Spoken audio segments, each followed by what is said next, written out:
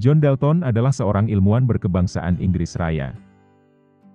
Ia mengembangkan lebih lanjut hukum perbandingan tetap yang dikemukakan oleh Proust.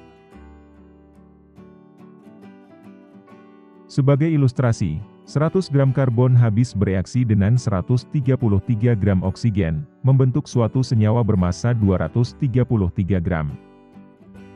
100 gram karbon habis bereaksi dengan 267 gram oksigen, membentuk suatu senyawa bermassa 367 gram.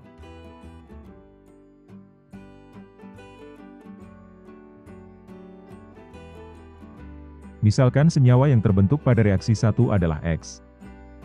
Berdasarkan hukum perbandingan tetap, seharusnya pada reaksi 2 terbentuk 233 gram senyawa X, dan sisa reaktan 134 gram oksigen yang tidak bereaksi.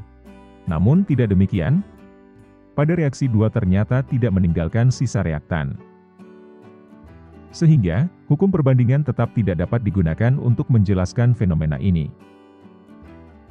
Misalkan senyawa yang terbentuk pada reaksi 2 adalah Y. Maka X dan Y merupakan dua senyawa yang berbeda. Dengan kata lain, reaksi kimia dari dua unsur yang sama dapat menghasilkan beberapa senyawa yang berbeda.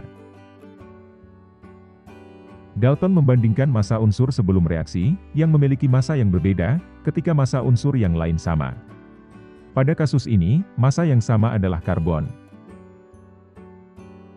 Sehingga massa yang dibandingkan adalah massa oksigen.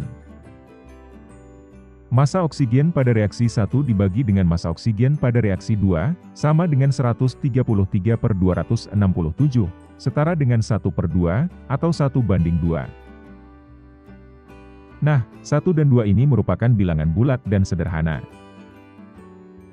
Bukan hanya karbon dan oksigen, Dalton juga meneliti reaksi dari unsur-unsur yang lain. Dari sini, Dalton mengemukakan hukum kelipatan perbandingan. Jika dua jenis unsur bergabung membentuk lebih dari satu senyawa, dan jika massa salah satu unsur dalam senyawa tersebut adalah sama, sedangkan massa unsur yang lainnya berbeda, maka perbandingan massa unsur lainnya dalam senyawa tersebut merupakan bilangan bulat dan sederhana.